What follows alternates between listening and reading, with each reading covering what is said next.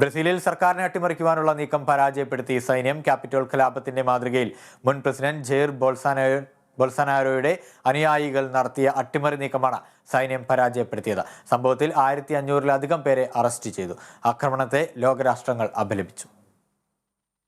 October 30 നടന്ന തിരഞ്ഞെടുപ്പിൽ നേരിയ വോട്ടുകൾക്കാണ് ഇടത് നേതാവ് ലുല ഡ സിൽവ ജെയർ ബോൾസനാരോയെ പരാജയപ്പെടുത്തിയത്. പുതിയ പ്രസിഡന്റായി ലുല ഡ സിൽവ അധികാരമേറ്റ് ഒരാഴ്ചയ്ക്ക് ശേഷമാണ് തലസ്ഥാന നഗരമായ ബ്രസീലിയയിൽ ബോൾസനാരോ അനുകൂലികൾ ആക്രമണം അഴിച്ചുവിട്ടത്. അക്രമികൾ ജനാധിപത്യ കേന്ദ്രങ്ങളിലെത്തി വ്യാപകമായ നാശനഷ്ടങ്ങളാണ് ഉണ്ടാക്കിയത്. പാർലമെന്റിലെ നിയമസഭാ ചേംബറുകളും ജനൽ ചില്ലുകളും അടിച്ചു തകർത്തു.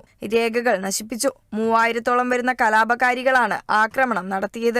സർക്കാർ വാഹനങ്ങളും ഉദ്യോഗസ്ഥരും പോലീസുകാരും ആക്രമിക്കപ്പെട്ടു. ആക്രമണം നടക്കുന്ന സമയത്ത് പ്രസിഡന്റ് സാവോ പോളയിൽ ഔദ്യോഗിക സന്ദർശനത്തിലായിരുന്നു. തിരികെ ബ്രസീലിലെത്തിയ ലുല ഡ സിൽവ മുതിർന്ന മന്ത്രിമാരുമായി കൂടിക്കാഴ്ച നടത്തി. സുപ്രീം കോടതി ചീഫ് ജസ്റ്റിസിനെ കണ്ടതിനു പിന്നാലെ സൈന്യം രംഗത്തെത്തി 1500-ലധികം അക്രമികളെ പിടികൂടി. നിരവധി വാഹനങ്ങൾ പിടിച്ചെടുത്തു. അക്രമത്തെ അപലപിച്ച് ലോകരാജ്യങ്ങൾ രംഗത്തെത്തി. അക്രമ സംഭവങ്ങളിൽ അപലപിച്ച ഇന്ത്യ ജനാധിപത്യത്തെ എല്ലാവരും ബഹുമാനിക്കേണ്ടതുണ്ടെന്നും സർക്കാരിന് എല്ലാവിധ പിന്തുണയും വാഗ്ദാനം ചെയ്യുന്നുവെന്നും അറിയിച്ചു. ലാറ്റിൻ അമേരിക്കൻ രാജ്യങ്ങൾ ലുല ഡ സിൽവയ്ക്ക് ഐക്യദാർഢ്യം പ്രഖ്യാപിച്ചു. അതേസമയം അക്രമത്തിൽ പങ്കില്ലെന്നാണ് അമേരിക്കയിലെ ഫ്ലോറിഡയിലേക്ക് കടന്ന മുൻ പ്രസിഡന്റ് ബോൾസനാരോയുടെ പ്രതികരണം. നിലവിൽ ബ്രസീലിയയിൽ അടിയന്തരാവസ്ഥ പ്രഖ്യാപിച്ചിരിക്കുകയാണ്. ബ്രസീലിയയിലെ ഗവർണറെ സർക്കാർ പുറത്താക്കി. കലാപം തടയാൻ ഫലപ്രദമായി ഇടപെട്ടില്ലെന്നാരോപിച്ചാണ് നടപടി. വിവിധ സംസ്ഥാനങ്ങളിലെ ഗവർണർമാരുടെ അടിയന്തര യോഗം ലുല വിളിച്ചിട്ടുണ്ട്.